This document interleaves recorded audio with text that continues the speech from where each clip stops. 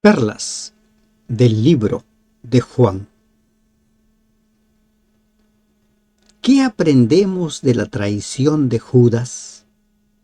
¿Qué aprendemos de la forma en que Jesús fue juzgado por los sumos sacerdotes, por los líderes religiosos?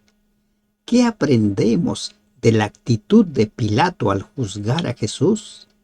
¿Qué aprendemos de Pedro, que a pesar de sus miedos se encuentra allí en el patio del sumo sacerdote?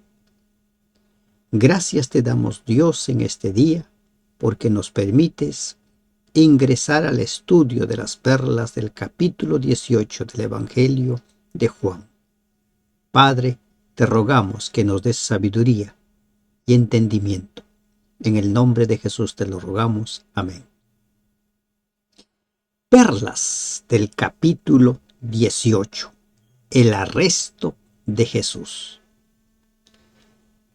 En el capítulo 14, versículo 31, nos dice que habían salido del aposento alto. Y ahora el 18:1 nos dice que habiendo dicho Jesús estas cosas, salió con sus discípulos al otro lado del torrente de Cedrón, donde había un huerto en el cual entró con sus discípulos. Por alguna razón, Juan no menciona el nombre de este huerto. Menciona su ubicación, que está al otro lado del torrente de Cedrón.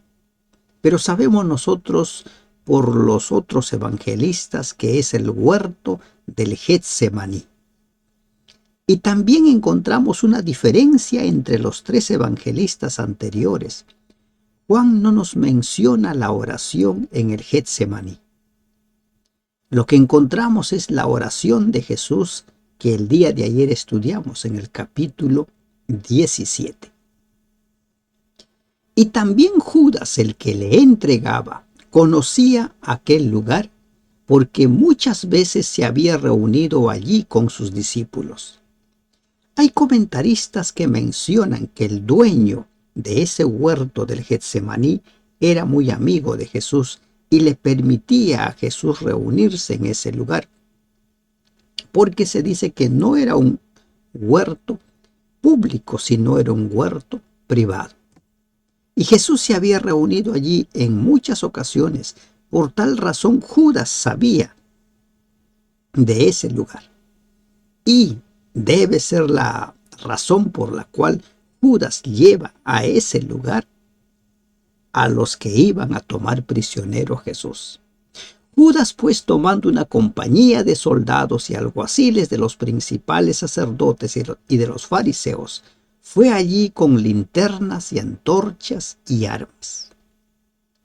Judas delante de quienes iban a tomar prisionero a Jesús. ¿Qué aprendemos de la conducta de Judas? ¿Qué aprendemos de las decisiones que tomó Judas? ¿Por qué Judas se pasó al otro lado? Como diríamos en términos de la película de la Guerra de las Galaxias, ¿por qué Judas se pasó al lado oscuro? Judas estaba entre los apóstoles. Su nombre pudo haber estado grabado en una de las columnas de la santa ciudad. Pero ¿por qué ahora? ¿Por qué Judas decidió traicionar al Maestro? No se nos dicen las razones en la Biblia, pero sí algo queda claro. Cada una de las personas, cada uno de nosotros, decidimos qué hacemos con la luz que recibimos. Cada uno decidimos si aceptamos o rechazamos a Jesús. Si lo aceptamos por conveniencia o lo aceptamos como nuestro Salvador. Cada uno de nosotros decidimos. Judas había estado con Jesús 3 años y medio aproximadamente. Había escuchado cada mensaje de Jesús. Había visto los grandes milagros del Maestro. Pero él decidió traicionar a Jesús. Él decidió vender a Jesús. Él lo decidió. Aquí no hay nada de que ya estaba escrito que Judas iba a ser el que traicionaba. La profecía existía, pero la persona no está condenada. La persona no está condenada, predestinado a perderse o a salvarse. Eso no existe. La Biblia habla claramente que cada uno de nosotros puede creer o puede no creer. Aprendamos de Judas, no nos confiemos. Algunos se confían, bueno, yo voy a la iglesia siempre. Judas estaba en la iglesia, estaba en la presencia de Jesús, pero su corazón estaba lejos. Lo importante es que nuestro corazón esté cerca. Recuerden eso, que nuestro corazón esté allí, entregado a Jesús, que nuestro corazón esté abierto para que el Espíritu Santo entre. Si no, podemos estar participando de todos los programas, pero de nada servirá. Como vamos a ver más adelante, la actitud de los líderes religiosos. Pero Jesús, sabiendo todas las cosas que le habían de sobrevenir, se adelantó y les dijo: ¿a quién buscáis? Jesús sabía para qué había venido, cómo iba a morir. Sabía. Por eso a sus discípulos les dijo en más de una ocasión: el Hijo del Hombre va a ir a Jerusalén, va a ser entregado a los principales líderes religiosos. Va a ser condenado a muerte, va a estar muerto 3 días y después va a resucitar. Él sabía, para eso había venido. Cada uno de nosotros también debe tener un propósito de vida, un plan de vida, una razón de ser. Jesús tenía un plan, tenía un propósito, tenía una misión. Y él caminó hasta el final, hasta cumplir su misión, hasta cumplir el propósito de su vida. Entonces Jesús pregunta: ¿a quién buscáis? Le respondieron: a Jesús Nazareno. Jesús les dijo: yo soy. Y estaba también con ellos Judas, el que le entregaba. Yo soy. Este yo soy puede haber estado acompañado de su significado más profundo, como en Juan 8:58. Recordemos lo que dice el 8:58. Jesús le dijo: de cierto, os digo, antes que Abraham fuese, yo soy. Un significado profundo. Pero ante este dicho, ante esta respuesta de Jesús, yo soy, ¿qué pasó con estos hombres? Cuando les dijo yo soy, retrocedieron y cayeron a tierra. Los comentaristas de los evangelios y los mismos evangelios no mencionan este hecho. Mateo, Lucas, Marcos no mencionan este hecho. El que la turba retrocediera y cayera en tierra sugiere alguna manifestación de divinidad. El milagro dio una prueba más a la turba asesina de la divinidad de aquel a quien procuraban arrestar. Esta reacción fue momentánea, pues unos momentos después llevaron a cabo su designio. Para algunas personas, una pequeña señal es suficiente para reconocer a Jesús y aceptarlo como su Salvador. Pero para la gran mayoría no es suficiente. Así como para Israel no fue suficiente ver cómo el mar se abrió de par en par y ellos pasaron por en medio del mar, no fue suficiente para creer en Dios.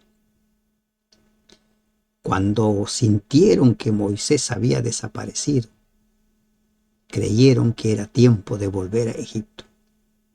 Y aquí la turba escuchó yo soy y retrocedieron y cayeron. Por un momento quedaron allí conmovidos, pero luego continuaron con sus propósitos. Volvió pues a preguntarles: ¿a quién buscáis? Y ellos dijeron: a Jesús Nazareno. Jesús todavía dominaba la situación indudablemente. Ese fue el momento cuando Judas se adelantó y traicionó a Cristo con un beso, como dice Mateo 26:49. Juan no menciona muchos detalles que mencionan los tres evangelistas. No menciona el beso de Judas, no menciona el acercamiento de Judas a él, las palabras de Jesús a Judas. ¿A quién buscáis? Y ellos dijeron: a Jesús Nazaret. Respondió Jesús: os he dicho que yo soy. ¿Me buscáis a mí? Dejad ir a estos. Este pedido muestra el cuidado de Jesús por los discípulos. Poco después todos ellos, dejándole, huyeron. Marcos 14:50. Para que se cumpliese, dice, aquello que había dicho: de los que me diste, no perdí ninguno. Juan 17:12. De los que me diste, no perdí ninguno. Ninguno en ese momento fue arrestado, ninguno en ese momento murió. Posteriormente, la gran mayoría, a excepción de el autor de este evangelio, murió sacrificado. Entonces Simón Pedro, que tenía una espada, la desenvainó e hirió al siervo del sumo sacerdote y le cortó la oreja derecha, y el siervo se llamaba Malco. Una vez más, Pedro, el impulsivo Pedro, el irreflexivo Pedro. Pedro creía que debía defender a Jesús. Pedro creía que era su obligación actuar de esta manera, atacar. Hay mucha gente que actúa en la actualidad como Pedro. Creen que es su deber defender a Cristo. Creen que es su deber atacar, herir a los demás, a los que consideran enemigos del Evangelio, a los que consideran enemigos de la palabra. Y son muy duros para atacar, son muy duros para calificar a las personas. Terrible.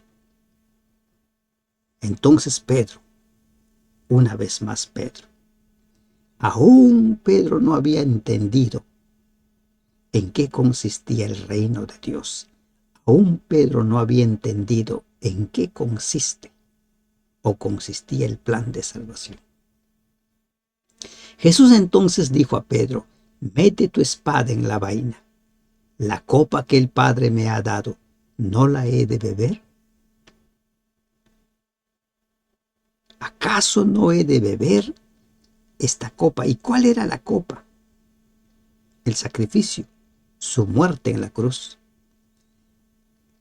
Se espera una respuesta positiva. Se alude a la copa que muy poco antes Jesús había declarado que estaba dispuesto a beber.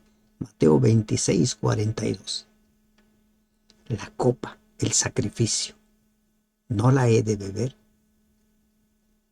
Pedro todavía no entendía en qué consistía exactamente la misión de Cristo, el plan de Cristo, el plan de salvación. Cortó una oreja. Juan no menciona, pero los demás evangelistas sí mencionan que Jesús hace un milagro. Sana la oreja de Malco. Ese milagro debió haber sido suficiente para toda esa gente para reconocer al Cristo, al Mesías. Pero cuando la gente no quiere creer, los milagros no son suficientes. Entonces la compañía de soldados, el tribuno y los alguaciles de los judíos prendieron a Jesús y le ataron. Le ataron como a un prisionero. Quizás le ataron las manos, no se sabe, pero dice que le ataron. En todo el relato se resalta la forma voluntaria en que se entregó Jesús. No murió porque no podía evitar la muerte, ni sufrió porque no podía escapar del sufrimiento.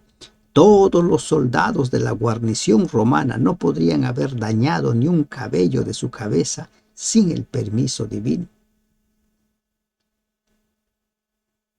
En uno de los evangelios, Jesús le dice a sus discípulos, a Pedro que había cortado la oreja del siervo: ¿crees que no puedo llamar a mis servidores y vendrían más de una legión de ángeles para pelear por mí.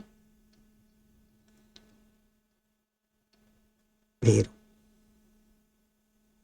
esa era su misión.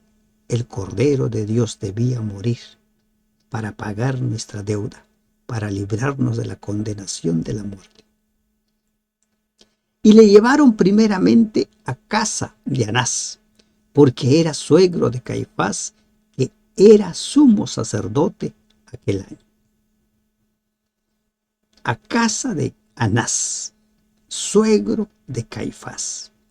¿Por qué lo llevan ante Anás? En todo caso debían llevarle ante Caifás, que era el sumo sacerdote. Pero, como ya sabemos nosotros, toda la forma en que Jesús fue juzgado, todo el proceso estuvo completamente manchado. Fue un proceso irregular. Es que así actúa Satanás. Por eso Jesús dijo, Satanás es homicida desde siempre. Es el padre de la mentira. Se vale de mentiras, de triquiñuelas, de artimañas para conseguir sus propósitos. Era Caifás el que había dado el consejo a los judíos de que convenía que un solo hombre muriese por el pueblo. Aquella vez cuando estaban desesperados, ¿cómo hacemos?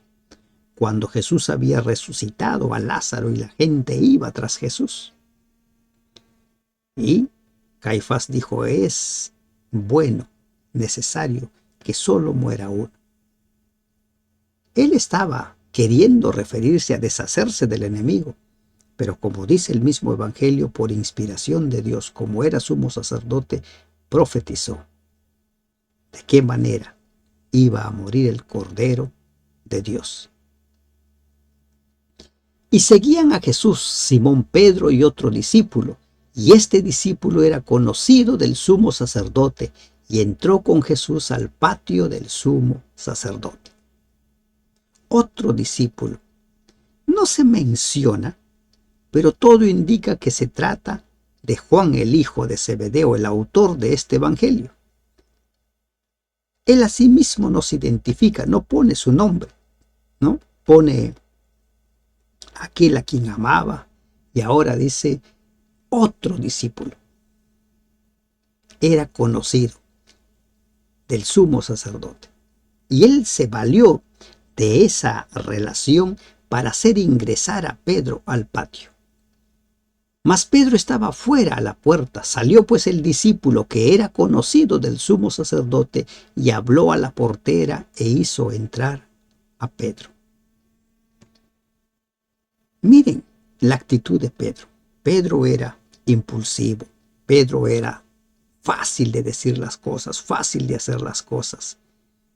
Ya no encontramos a los demás discípulos. Ya no están. Pero ahora encontramos a Pedro aquí. Pedro también pudo haber huido, pero Pedro estaba allí. Él había dicho, estoy dispuesto incluso a morir por ti, Señor. Con seguridad que Pedro tenía mucho miedo, pero a pesar del miedo, siguió al Maestro. A veces nosotros podemos tener tanto miedo, a veces nosotros podemos estar o sentirnos atacados por muchas cosas y sentir que no podemos seguir más al Maestro. Pero Pedro estaba allí. Solo los que caminan resbalan, solo los que caminan tropiezan. Y ahí estaba Pedro en el patio del sumo sacerdote. Allí estaba. Entonces la criada portera dijo a Pedro, ¿no eres tú también de los discípulos de este hombre? Dijo él, no lo soy. Miren, lo que puede haber en la vida de una persona, lo que se conoce como disonancia cognitiva, una lucha interna, una lucha mental entre querer ser y no poder ser.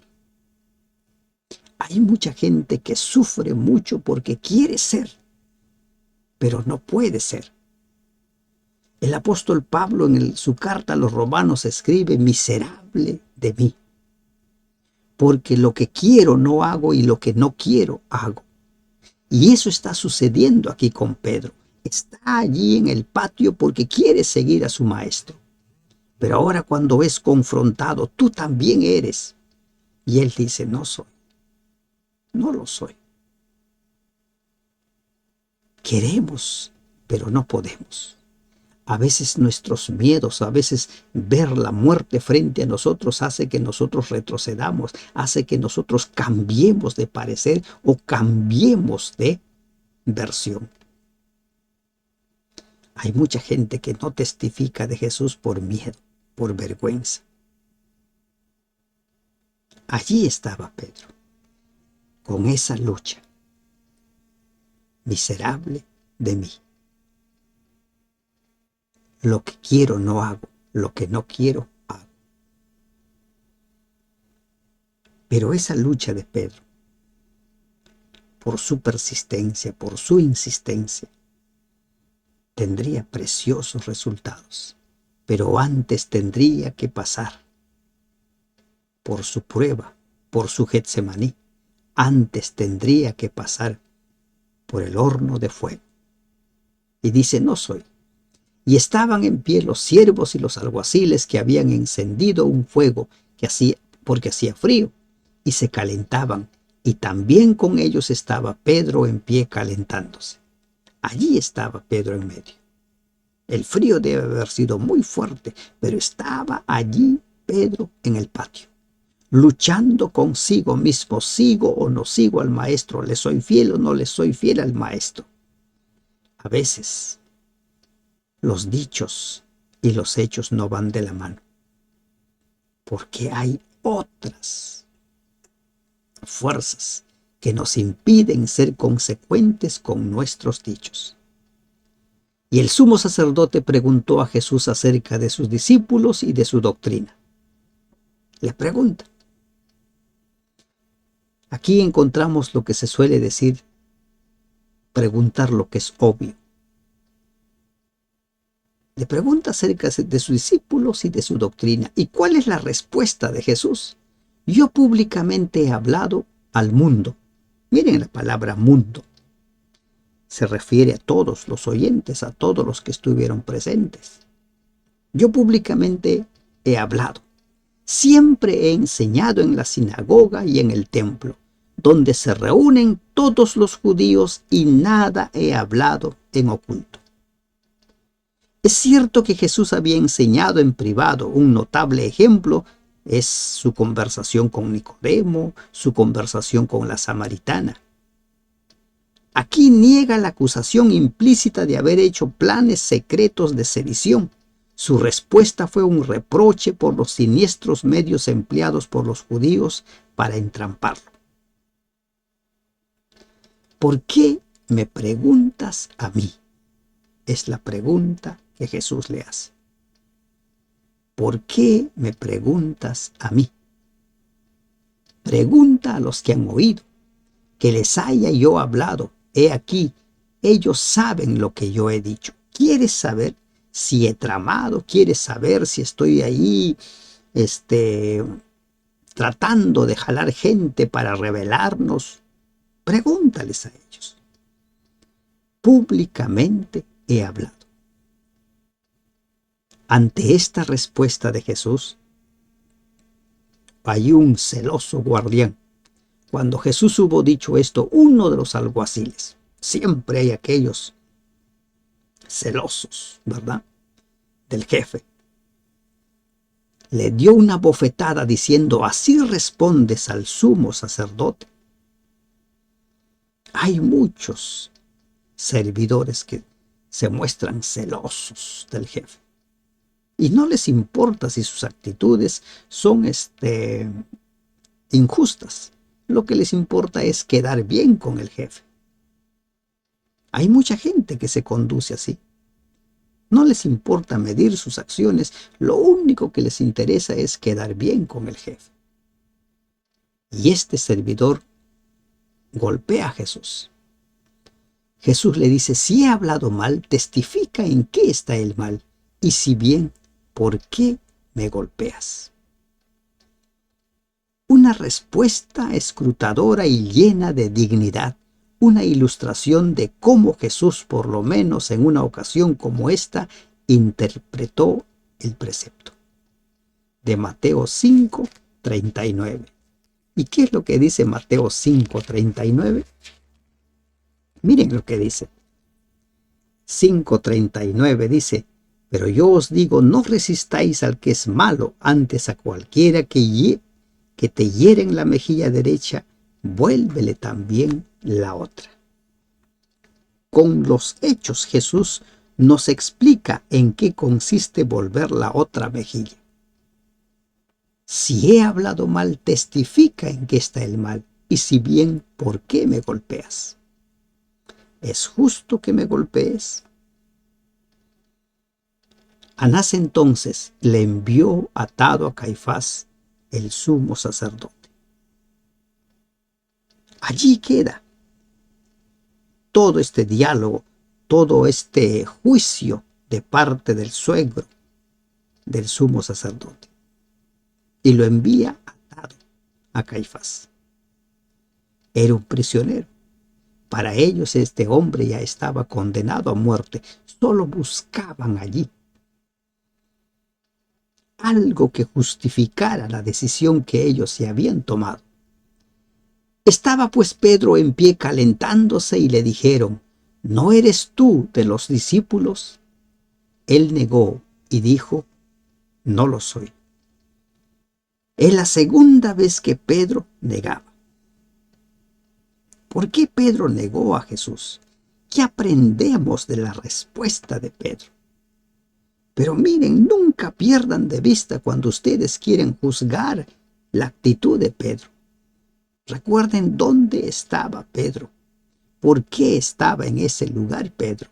Pedro no había salido corriendo. Pedro estaba allí en la boca del león. Pero, como dice el apóstol Pablo, lo que quiero no hago, lo que no quiero hago. A veces el miedo es tan fuerte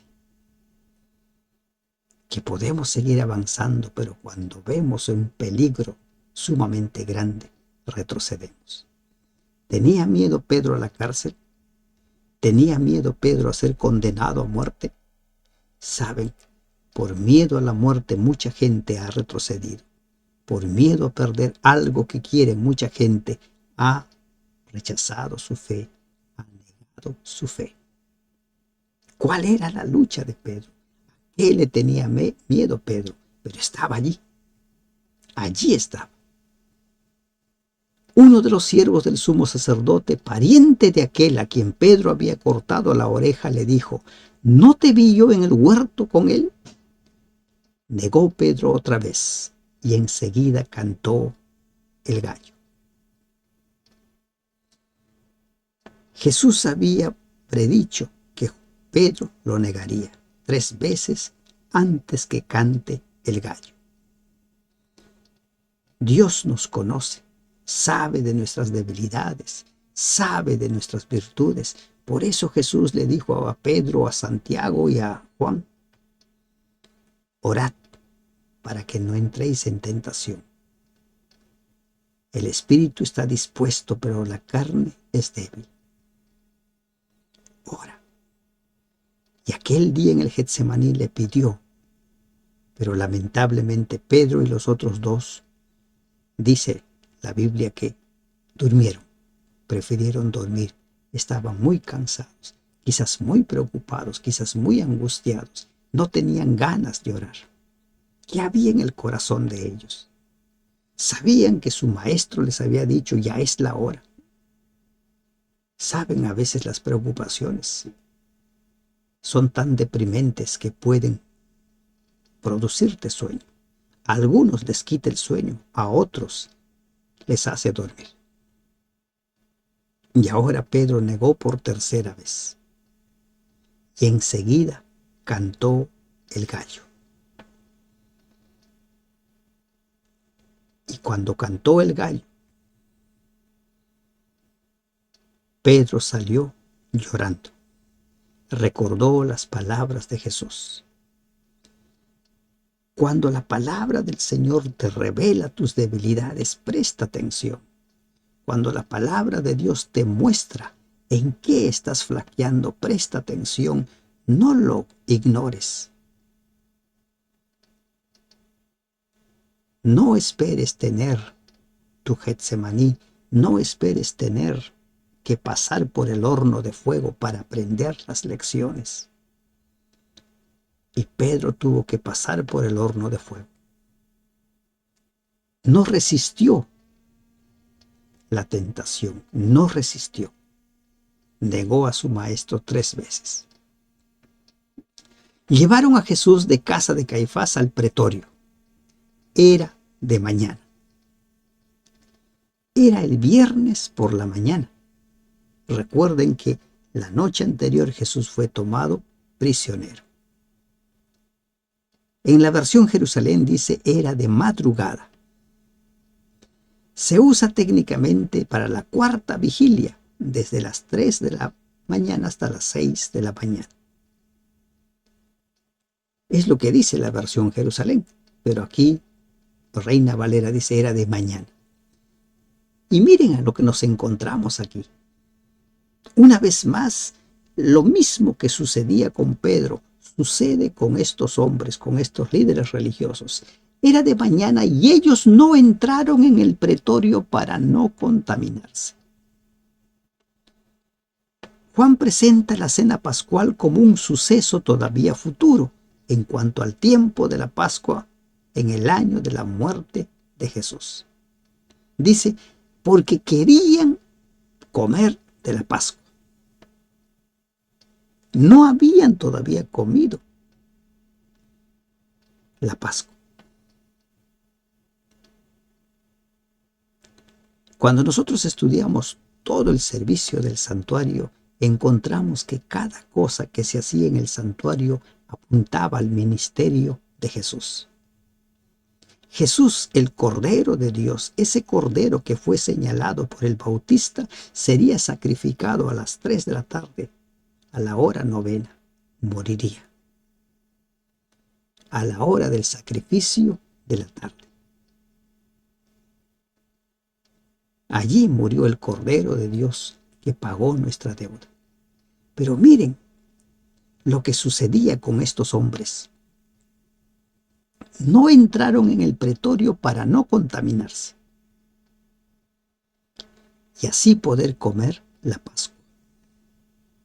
Les importaban las formas, no querían estar ceremonialmente impuros, pero no les importaba actuar de la forma en que actuaron, con engaños, con mentiras, estaban condenando a muerte a un inocente. Habían sobornado a uno de los apóstoles para que lo traicionara. Todo el tiempo estuvieron buscando que matar a Jesús, pero les preocupaba comer de la Pascua. Les preocupaba no contaminarse ceremonialmente. No, allí no puedo entrar, no puedo hacer esto, no puedo hacer lo otro, pero no les importaba lo que había en su corazón. Y ese es el drama de muchos cristianos también hoy en día.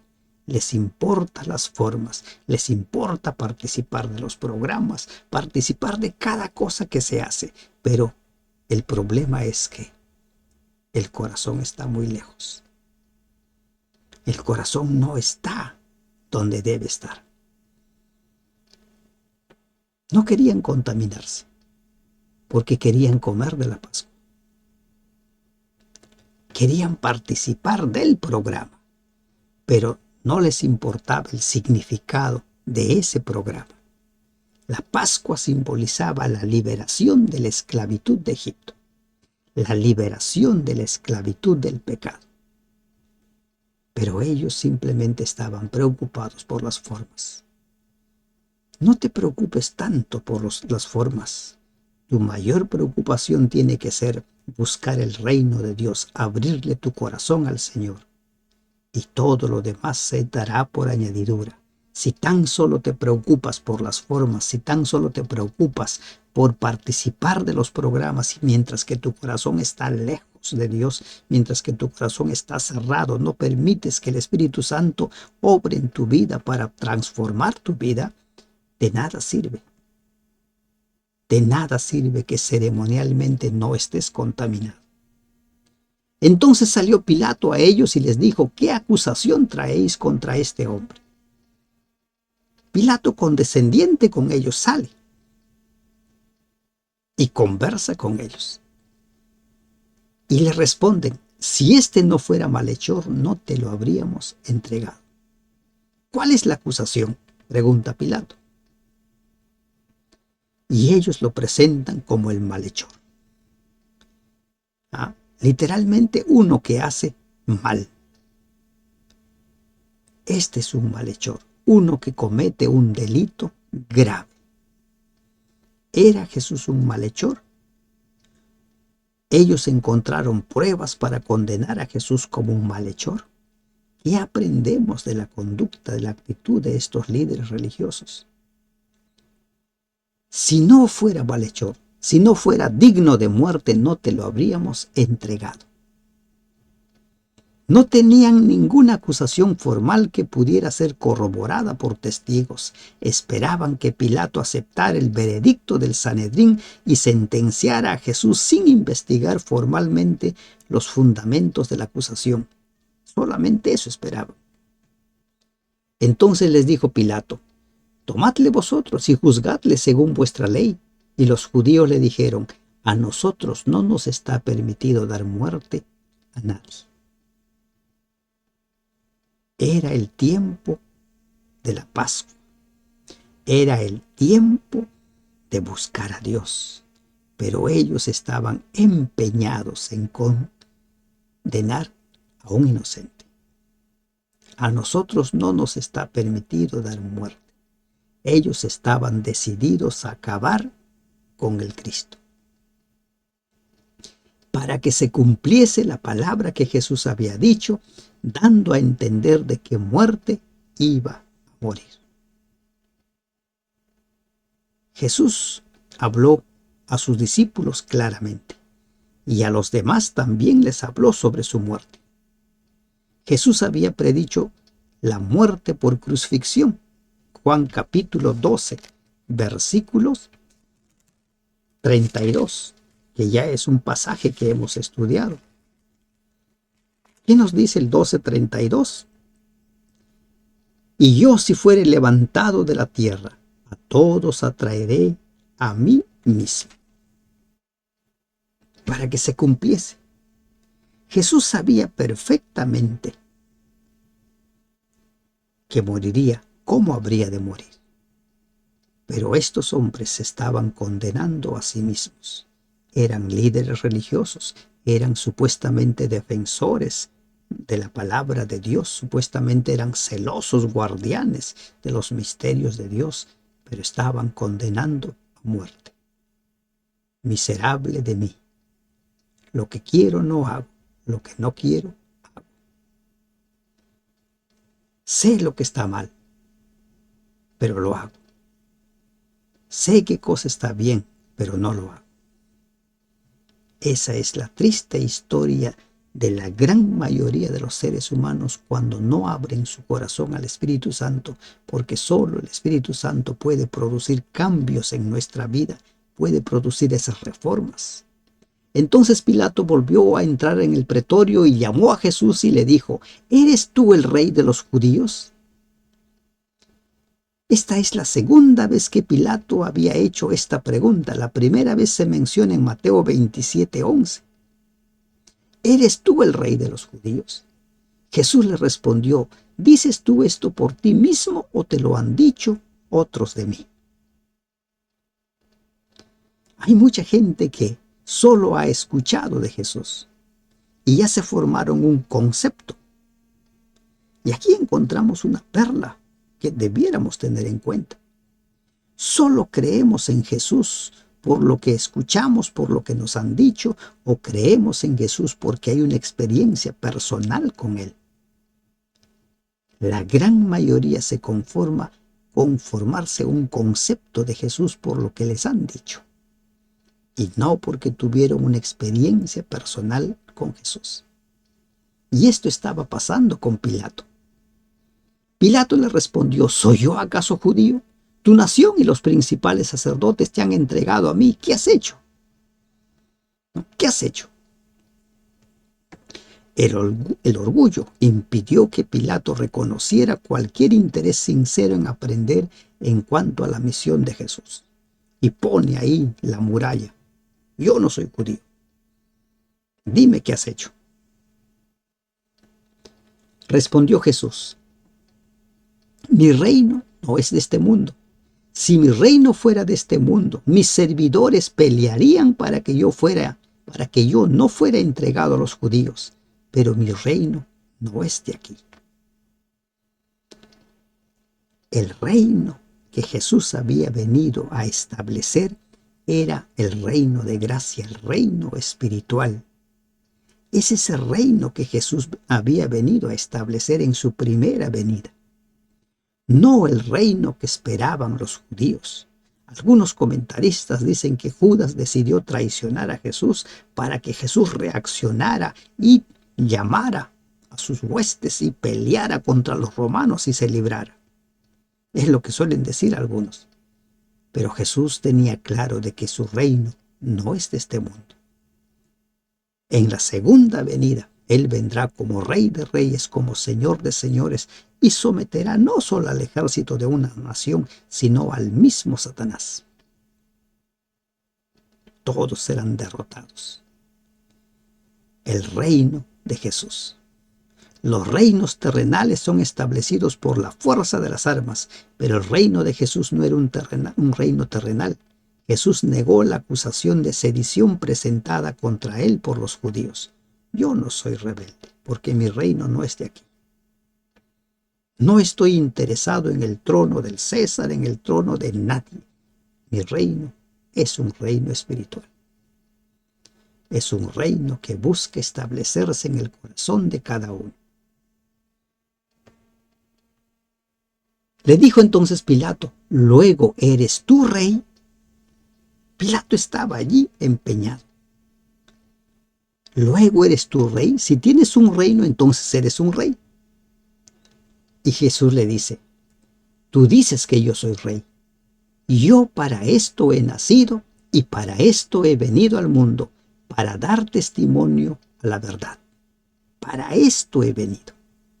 ¿Para qué había venido? Para tomar nuestro lugar, para pagar la deuda del pecado, que es la muerte. El propósito de la encarnación era el establecimiento del reino de la gracia, preparatorio del reino de la gloria. Juan el Bautista preparó los corazones de la gente para la primera venida de Jesús, para dar testimonio a la verdad. Durante siglos de tinieblas y tergiversación, el gran engañador había oscurecido la verdad en cuanto a Dios, el hombre y la salvación. Los judíos, que decían ser los guardianes de la palabra de Dios, practicaban su supuesta relación con Dios, su supuesto culto a Dios en base a leyes establecidas por ellos, en base a tradiciones y costumbres que ellos habían definido. Todo aquel que es de la verdad, oye mi voz. Así como Jesús habló de las ovejas en Juan 10, mis ovejas me conocen, oyen mi voz y me siguen, y yo les conozco. Le dijo Pilato: ¿qué es la verdad? Pilato estaba impresionado por las palabras de Jesús y habría escuchado más instrucciones, pero la turba de afuera clamaba pidiendo una decisión y Pilato no esperó una respuesta. Con esto menospreció una oportunidad realmente muy necesaria, trascendental para su vida. Al igual que Félix esperaba una oportunidad más favorable. Recuerden Hechos 24-25, cuando Pablo le habla a Félix. ¿Qué es la verdad? Y cuando hubo dicho esto, salió otra vez a los judíos y les dijo: yo no hallo en él ningún delito. Pilato estaba juzgando a Jesús no con sesgos Le estaba preguntando y no encontraba ningún delito. No era un sedicioso, no era un malhechor.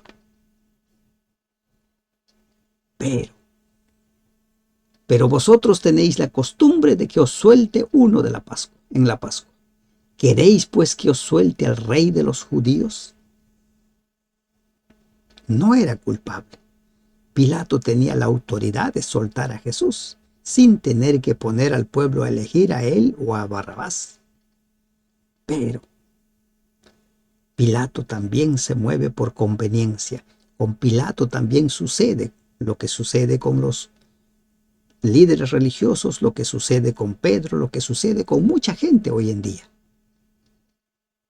Lo que sabe, lo que es correcto, no lo hace, lo que es incorrecto lo hace. ¿Qué dice Pablo? Miserable de mí. Lo que quiero no hago, lo que no quiero hago. Y es lo mismo que hizo Pilato. ¿A quién quieren que les suelte? Entonces todos dieron voces de nuevo diciendo, no a este, sino a Barrabás. Y Barrabás era ladrón.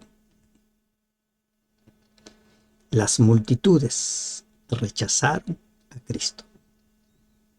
Prefirieron elegir a un ladrón. Prefirieron elegir a un homicida. Pero rechazaron a Cristo.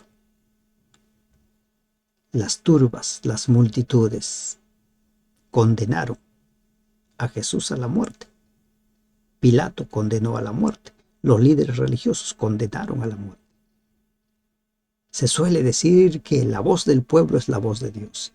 Esta voz del pueblo no fue la voz de Dios, sino la voz de Satanás. Y generalmente las masas, las multitudes, no son la voz de Dios.